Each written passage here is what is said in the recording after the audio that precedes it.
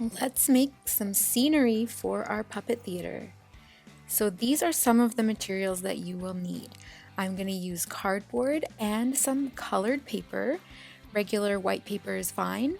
Something to draw with, some scissors to cut out what we draw, some tape or glue, and optionally some string or yarn.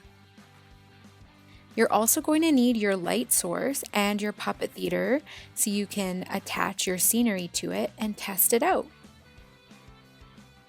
I'm going to start out by using a pencil to draw out some grass on this green paper. And then on the brown cardboard, I'm going to draw out a tree. I found that with my parchment paper, you could actually see the color through the parchment paper. So I'm hoping that the green color of the grass will show through. And then with the tree, it's with cardboard, so it's completely opaque. So we won't be able to see the brown color. It will just be a dark tree shadow. So that's what I'm going to do. And after I'm done drawing, I will cut those shapes out. Remember that any type of scenery that you have should be related to the story that you're going to do in your play. Okay, time to cut these out. All done. I also cut out a cloud shape and a sun shape from earlier out of colored paper. So I'm going to show you two different methods that you can use to attach your scenery items to your theater. So one method is to use string or yarn.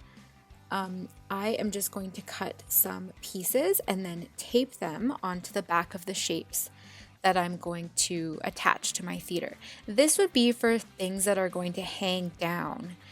So I'm using them for things that might be in the sky. So clouds, sun, an airplane, a hot air balloon, something like that. So I've grabbed my puppet theater. As you can see, there is the outside edges of the proscenium arch that I created.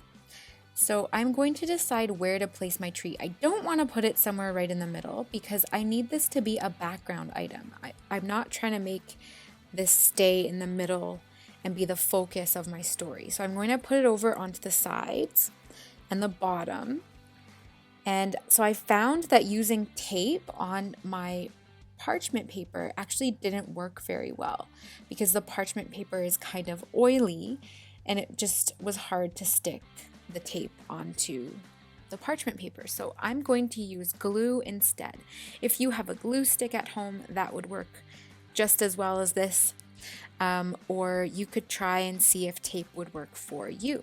So I'm going to apply glue to my grass and I'm going to also apply glue to my tree and attach them directly to the puppet theater.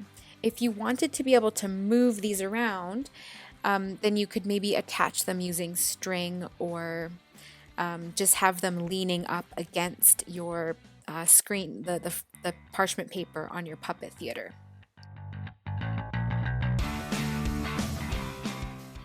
If you've created a more simple theater using maybe the wall or just a sheet on the wall, you can still create scenery by cutting shapes out of paper or cardboard and just attaching them to the wall.